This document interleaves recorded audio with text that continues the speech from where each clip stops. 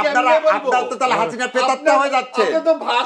না না না, আপনার হাসিনার প্রেতাত্মা হয়ে গেলেন। পাকিস্তানের প্রেতাত্মা। রক্ত যখন খাওয়া শেষ হয় তখন আস্তে করে ঝরে পড়ে। এই বাংলাদেশ শেষ করতে দেন।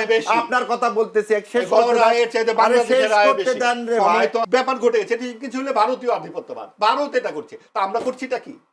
ভারতই যদি সবকিছু করে আমরা কি করছি? তারা সুবিধা মতো মুফতে এক এক সময় এক এক কথা বলে। যদি কোনো কথা বলা থাকে তা আপনি বলবেন, আমি কয়েকটা প্রশ্ন করে রাখি। একটু বলে নিই, তারপরে প্রশ্নটা করেন। সেটা হচ্ছে যে খুবই গুরুত্বপূর্ণ বেশ কয়েকটি প্রসঙ্গ উনি বলেছেন যে ভারত নানান রকম অত্যাচার করছে বাংলাদেশকে, কি কি যেন বললেন। তো আসলে আমাদের যে প্রতিবেশী তাদের সঙ্গে তো আমাদের অনেক ধরনের সম্পর্ক থাকবে। পাকিস্তান কি আমাদের ফেলানিকে গুলি করে মারতে পারবে নাকি? পাকিস্তান গুলি করতে তো ওটা 71 সালে দেখেছি কিভাবে গুলি করতে হয়, নতুনভাবে তো আর দেখার কিছু নাই। তো সেইখানে পুরো জাতির বিরুদ্ধে যে দাঁড়িয়ে গিয়েছিল যেই দলটি, সেই দলটি মহাপ্রতাপের সাথে সরকারের পৃষ্ঠপোষকতায় প্রধান যে 40% পাওয়া একটি দলের পাশাপাশি কিন্তু জায়গা নিয়ে নিল বিএনপি, জামাত, এনসিপি। কোন ভিত্তিতে নিল? জামাত 4 থেকে 7%-এর বেশি ভোট তাদের নাই, গ্রাহ্য নির্বাচন 2008 পর্যন্ত। এবং সেই জায়গায় আপনার এনসিপি তো 1 বছরও পূর্ণ হয় নাই। কোন ভিত্তিতে 3টি দলকে নির্বাচন করলো সরকার? কারণ ওই ডানপন্থার সম্প্রসারণ। যেই দেশের 90 থেকে 92% একটি বিশেষ ধর্মের, তার জন্য তো আসলে কোনো আইন কানুন লাগে না, তাকে ঠেকিয়ে রাখবার জন্য তো আইন কানুন লাগে। কারণ দীপুচন্দ্র দাসকে যখন আগুনে পুড়িয়ে মারা হলো, একটি মিছিল আপনি দেখেছেন? ওটা ভারতের ষড়যন্ত্র করছে। ওইটাই ভারত ষড়যন্ত্র করে মারলো। তারপরে আপনি যখন দীপুচন্দ্র দাসকে যখন পুড়িয়ে মারলো, একটি মিছিল আপনি দেখেছেন? একটি কোনো কোথাও কোনো প্রতিবাদ না, এরা যেন মানুষ না। এটা কিন্তু আমাদের মধ্যে একটি ব্যাপার ঘটে গেছে, কিছু হলে ভারতীয় আধিপত্যবাদ, ভারত এটা করছে, তা আমরা করছিটা কি? ভারতই যদি সবকিছু করে আমরা কি করছি? এইখানে যখন বলা হলো যে বঙ্গবন্ধু এই কোথায় সিরাজ শিকদার, আপনার ডানের কথা এবং বায়ের কথা বাদ দিয়ে একটা বাক্য আপনি নিয়ে ছেড়ে দিলেন এবং তাতেই ভারতীয় আধিপত্যবাদ হয়ে গেল।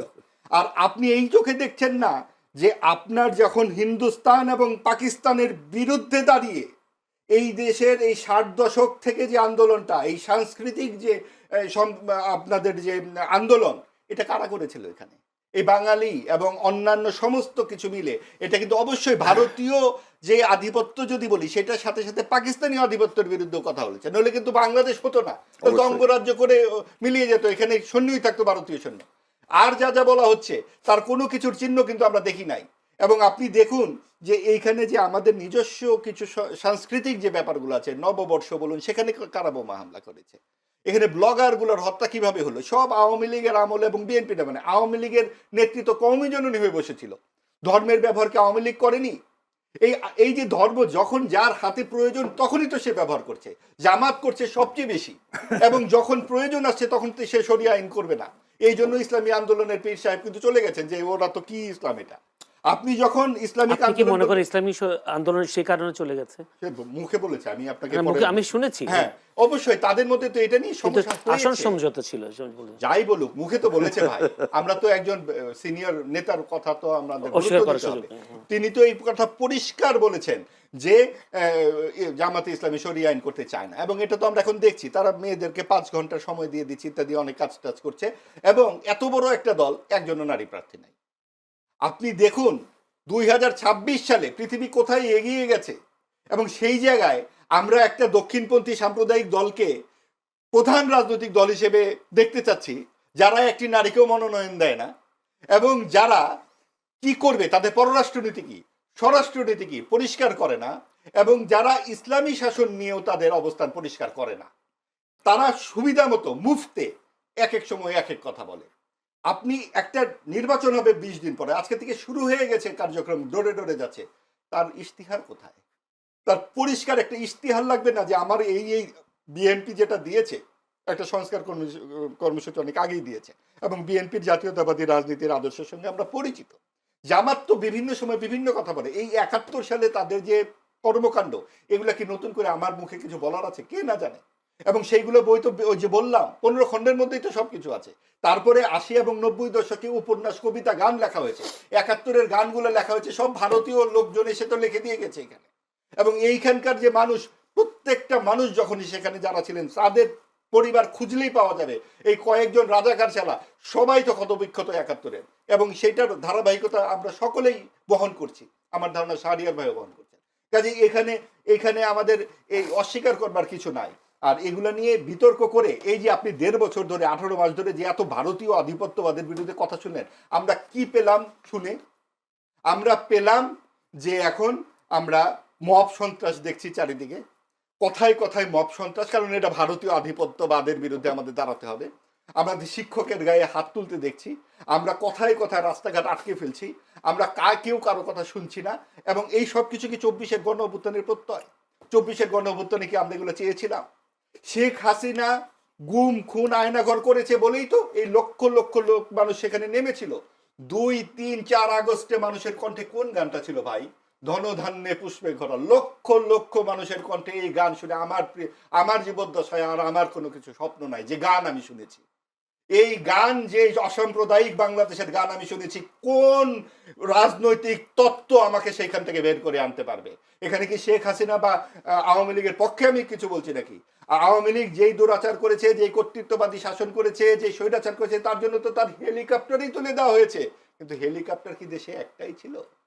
আগামীতে যারা এই কাজগুলো করবেন, যারা মুনাফিকি করবেন, যারা কোনো রকম সুনির্দিষ্ট পরিকল্পনা দেবেন না, তাদেরকেও নানান রকম যানবাহনে তোলা হবে। এবং আপনি যখন আজকে এই কথা বলেন, তার মানে কি আমরা রাস্তাতেই থাকবো? গত ৫৪ বছরও ছিলাম, ৭১ সালে ছিলাম, তার আগে ৬৯-এর গণঅভ্যুত্থান হয়েছে। আপনি গণঅভ্যুত্থানের গুলো চিহ্ন করে দেখেন, ৬৯, ৯০, ২৪, ঠিক নির্দিষ্ট সময় পরে পরে ঘটে। এর আগে ৫২ সালে এত বড় একটা আন্দোলন। অর্থাৎ আমাদের এইখানে সবসময় কিন্তু গণতন্ত্রের জন্যই আমাদের রাস্তায় থাকতে হচ্ছে।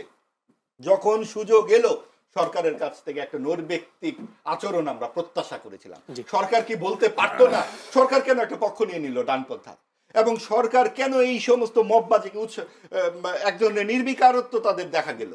৩২ নম্বর যখন ভাঙা হলো, মুক্তিযুদ্ধের ভাস্কর্য যখন ভাঙা হলো, মতিউর রহমানের স্মারকস্তম্ভ ভেঙে ফেলা হচ্ছে সব জায়গায়। আপনার কোথায়? আপনি দেখুন ৮০ দশকে আমরা দেখেছি না, পাকিস্তানি হানাদার বাহিনী লেখা যেত না, তখন শুধু লেখা হতো হানাদার বাহিনী। আর এখন বিসিএস পরীক্ষায় লিখছে প্রতিরক্ষা যুদ্ধ।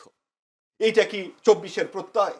প্রতিরক্ষা যুদ্ধ এবং এই সমস্ত কথাবার্তা, পাকিস্তানের শব্দটা তাদের বন্ধু হয়ে। ধন্যবাদ মাহবুব আজিজ, আমার কাছে সময় একদম কম। এই যে পেছনের দিকে তাকিয়ে থাকা, এই পিছনের দিকে তাকিয়ে থাকা ২৪-এর গণ অভ্যুত্থানের প্রত্যয় অবশ্যই সামনের দিকে তাকিয়ে। ধন্যবাদ। আমি একটু আবার শাহরিয়ার কবিরের কাছে যেতে। শাহরিয়ার কবির, জামায়াতের পররাষ্ট্রনীতি কূটনীতি বিষয়টি ক্লিয়ার করেনি, উনি একটা অভিযোগ তুলেছেন। সেই সাথে আর কোন তথ্য যদি থাকেন মাহবুব আজিজের যে প্রশ্ন করেছি সেগুলো একটু খুব অল্প সময় বলতে হবে, আমার ২ মিনিটের মধ্যে বলে দেব।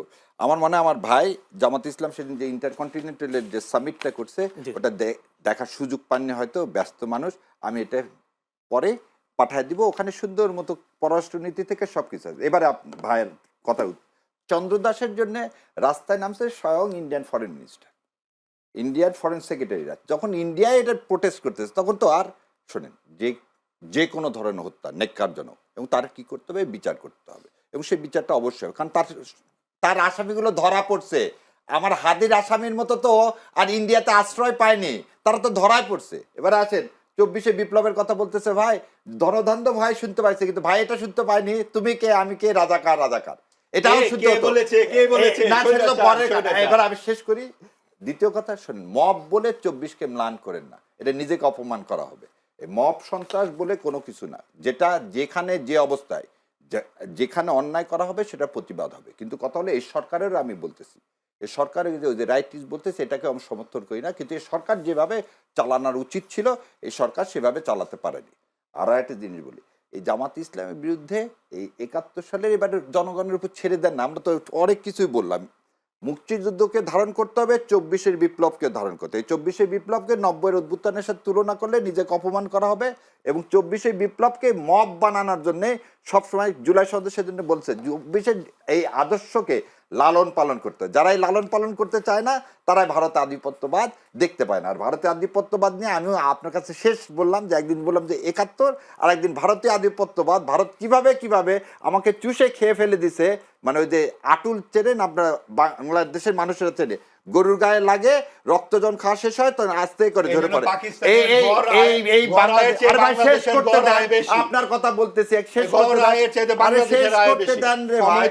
এই আপনার ইন্ডিয়াদের এত লাগে কেন? আপনাদের পাকিস্তানিদের আপনি এত এত লাগে লাগে কেন? কেন? আমি তো পাকিস্তানের কথা একবার তুলিও নি মুখে। ভাসুরের নাম তো না, নিবেন না, না, আপনারা কেন বললেন? ভাসুরের নাম তো নিবেন না ভাই, আমরা তো আপনি পাকিস্তানের কথা বলেন না। এত ইন্ডিয়া লাগে কেন ভাই? এত পাকিস্তানের আমাদের- লাগে কেন? শোনেন, মুসলমান আপনার আমরা- গলায় তো পাকিস্তানের চেয়ে আমরা বেশি, এটা ব্যর্থ রাষ্ট্র পাকিস্তান। আমরা পাকিস্তানের এটা কথা তুলি না। ব্যর্থ রাষ্ট্র, আমরা সব পক্ষে এত আধিপত্যের লাগে কথা কেন? বলি। আপনারা এত ভাসুর কেন পাকিস্তান? শোনেন, 71 নিয়ে আর ইন্ডিয়া প্রোডাক্ট নিয়ে বিক্রি- কতবার বললেন, একবার পাকিস্তান ও শব্দটি তাহলে উচ্চারণ আমাদেরকে করেন? কথা বলতে দিবেন না। নাকি এখন আর আপনারা কেমনে বলবো? আপনার তো তাহলে হাসিনা প্রেতাত্মা হয়ে যাচ্ছে। আপনি তো ভাসুর। না, না, না, আপনার হাসিনা পাকিস্তান- প্রেতাত্মা হয়ে আপনি গেলেন। তো পাকিস্তানের প্রেতাত্মা। আপনার হাসিনা বলেন না, প্রেতাত্মা হয়ে শুনি যাচ্ছে। আপনার মুখে পাকিস্তান আমরা শব্দটা শোনেন, কেমন আমরা লাগে যে কোনো দাদা? আধিপত্য ওই যে এই যে বেড়ে দাদা, গেল। কেমন কেমন লাগে লাগে এই দাদা দাদা? ভাষাটা মানে কি? শুনি না। দে ওন দা ইন্ডিয়া। Yes, আমরা ইন্ডিয়াকে ওন কেমন করব না লাগে ভাই। দাদা? আমরা আমি তো সব অনেকবার যে কোনো ভারতের আধিপত্যবাদের পক্ষে বিরুদ্ধে বললাম। থাকবো। দাদা, আমরা যে কোনো দাদা আধিপত্যবাদের বিরুদ্ধে বলেন না, থাকবো একটু ইনশাআল্লাহ। পাকিস্তান শব্দটা শোনেন, আপনার মুখে পাকিস্তান- কেমন শোনেন, লাগে? আপনাকে একটা জিনিস মনে পাকিস্তান রাখতে কি হবে। আমরা করেছিল পাকিস্তানে জানেন না, আমাদের শোনেন, সাথে?